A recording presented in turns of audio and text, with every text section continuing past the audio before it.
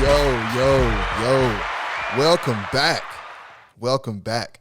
Episode 2 of the Channel 914 podcast. I am your host, Rail Allen, and I just want to take this time to give my genuine thanks to everybody that viewed episode 1. It was really awesome. Got a lot of positive feedback. A lot of people liked it. 82 people subscribed. So that's a good start. I appreciate all 82 of you. Just want to thank you, man, from the bottom of my heart for rocking with me, man, supporting me. Really means a lot, man. You really know how to make a brother feel special. So, man, I hope y'all continue to rock with me, continue to support, continue to watch. Well, once again, share, like, subscribe if you haven't already. And, yeah, man, we're going to keep it moving. So, episode 2, and we're going to get right into it, man. So, if you haven't noticed already, I'm fucking bald. Newsflash, right? I've been bald for quite a while now, and I'm good with it, man. I actually think I look pretty fucking spectacular like this. I really enjoy it. Outside of when people like to call me Suge Knight, well, I don't look anything like Suge Knight. I mean, I'm big, I'm bald, I have a beard. That's pretty much where the similarities end. I guess it could be worse, but yeah, man, don't call me Suge, please. Thank you. But outside of that, I've never once thought about getting a hair weave or a hair transplant or anything else that's designed to help the follically challenged. But a lot of guys do these days. Man weave installations has become quite the industry over the past few years. Now, I know a lot of guys may feel ashamed to admit that they might have a unit installed, but I honestly don't think they have anything to be ashamed of. I mean, if that's what you feel like you need to do for you, then go ahead and get you one, man, and wear it proudly. I mean, women have been doing this to us for years. And speaking of which, I think it is really ironic that women would have anything to say about the man weave movement. Now, I feel like most women are in support, and I'll get into that a little bit later, but I really do feel like most women are in support. But there are a few of you that like to talk shit, throw a little shade, you know what I'm saying, talking about people that get man weaves or get their units installed, man. Y'all like to talk y'all stuff. And I really think it's pretty fucking hypocritical considering y'all been hair fishing us for decades. You know what this is called? Leveling the fucking playing field. Are your hair really not that long? Guess what? His ain't either. Now y'all both surprised, right? But, of course, there's a double standard at play here, right?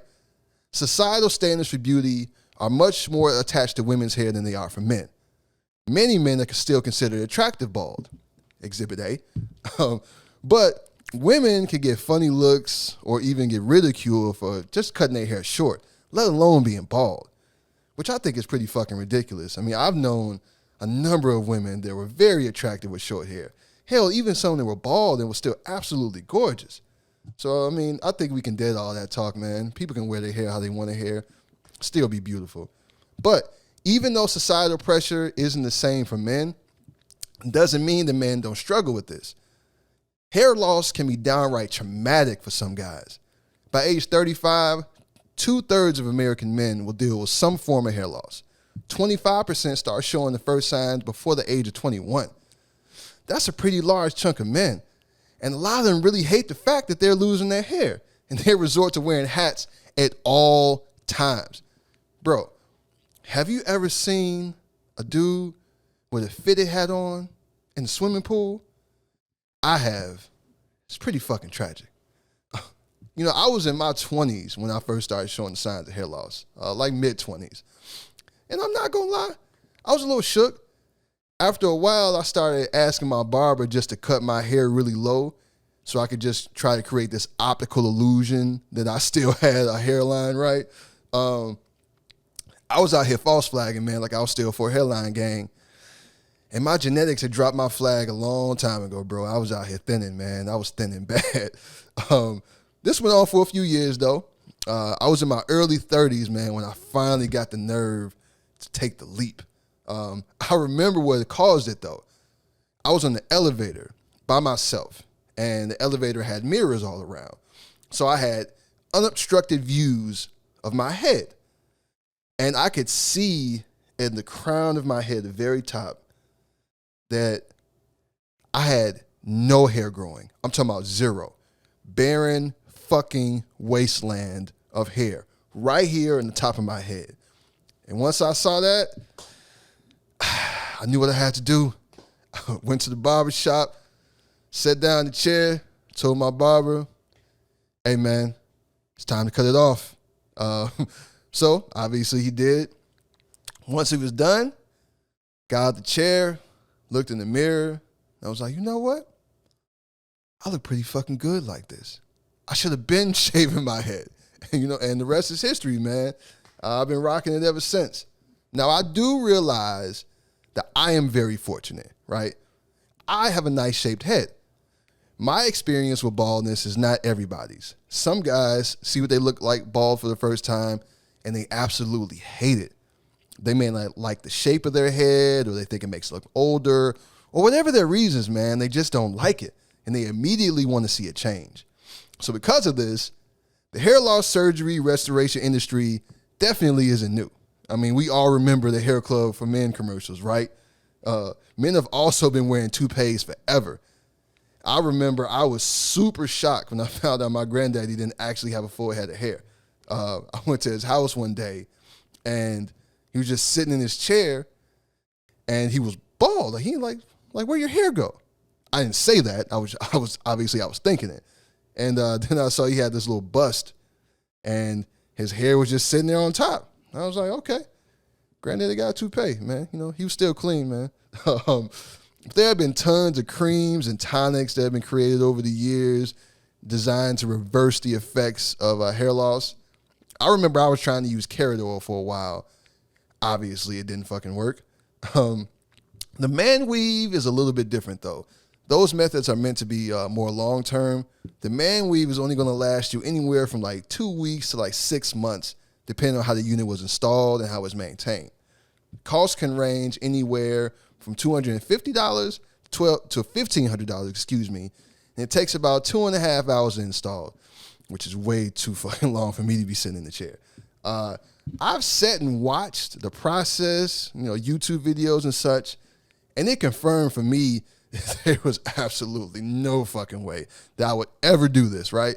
But I am actually impressed with how real some of them look. I mean, some of these barbers are absolute magicians, man. I mean, you really cannot tell that these dudes have man weaves, unless you saw them before they got it, right? So guys are definitely getting these weaves now, man. I read about this guy, John Cotton, who is a barber in New York City, and is considered one of the pioneers in the man weave market. He first started doing installs back in 2015. And when he first started, said he had about 1 to 2 clients a week, on a discreet tip, like nobody want nobody to know, saying he would come in with hoodies on and shit, sunglasses, little glasses with the nose and the fake mustache and all that shit, trying to hide it. But by 2019, he was doing 5 to 10 clients a day. He says that women now call him all the time trying to get their man one. Basically, he said the roles are reversed, where like men would take their women to the beauty shop and they would sit and wait for some hours for them to be done. Now it's the women bringing their men to the shop and they sitting there waiting for hours for them to get their hair done. Crazy times we living in, man. Crazy times. But Cotton believes that the man weave is just a better version of the toupee. So the toupee really just sits on top of your head. Really not a lot of adhesion involved. That's why you see those videos like people like in the strong wind, their hair blowing up, because there's nothing really holding it in place for real. While the weaves are either sewn in or glued on. So this improved process, along with other cultural changes, seems to be the engine that's driving the man weave movement. Men are caring less and less about being judged about it. But the reasons that people get units installed go beyond mere vanity. Cotton says he deals with a lot of clients that have alopecia or even cancer patients. One of his clients was 8 years old when he first came to him. He had lost all of his hair and he was getting bullied at school. And it gotten so bad that his mom actually had to pull him out of school. Cotton was able to give him a unit. And the first time he saw it, he said the boy cried.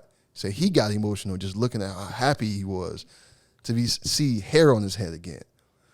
And it got so good, his confidence got built up, that his mom was able to actually put him back in school. He said now he just feels like all the other kids. I also watched a lot of interviews with guys that just got units installed, and pretty much all of them spoke of an experience of a confidence boost, right? As soon as they got their hair done, man, they just felt better about themselves. And you know what? If it's really out here making people feel good, then I'm all for it. I mean, at the end of the day, it's not hurting anybody, right? Now, I spoke on hypocrisy earlier. So let's not forget that dudes will definitely get all over Al Gore's internet and talk recklessly about women that choose to wear hair weave. Now, you for sure cannot have that energy if the waves on the top of your head came out of a package from a beauty supply store. And you know what? We probably shouldn't have had that energy for anybody. I mean, if your preference is to be with someone that does not wear hair weave and is au naturel and all that, then hey man, you definitely are entitled to that. But that does not mean that you should bash anyone that's choosing to do something for themselves that's simply designed to make them feel better. Let's just all agree that anybody that wants to wear hair weave can wear it. Hair weave equality for all. That's the new slogan. Put that shit on the bumper sticker or something. But there are some exceptions here. You are not free from judgment. If you get your install done by your cousin who just watched a YouTube video and you're using a unit that you just bought off of Amazon. Because that's really just a poor decision. I mean, you'll probably be out here looking like an extra from a Tyler Perry movie, man, and I want better for you. It's not a good look. And they do sell them shits on Amazon. I checked. You don't want to buy one from Amazon, bro. Just don't do it. Get a professional. And for the love of God, don't do the hair paint. Just do not do the hair paint, bro. I have no idea why people do this. It doesn't look like real hair. And you're not fooling anybody. I mean, I've seen people basically try to paint an entire head of hair with paint. I mean, I know it may be designed to like fill in some spots here and there, but no.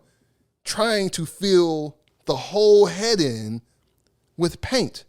And it's like, bro, we can see you.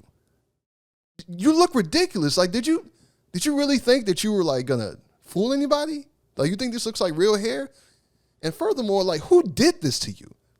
Who did you pay to have a hairline painted on your head? Like, it's just ridiculous, bro. Don't do it. Don't do it. Carlos Boozer went through an entire NBA game with hair paint on. It's like, where are your friends and family? Where are your teammates? Did they not say anything to you? They didn't tell you something in the locker room like, hey, bro, you know, we about to be on TV, right? Like, you sure you want to go out there like this?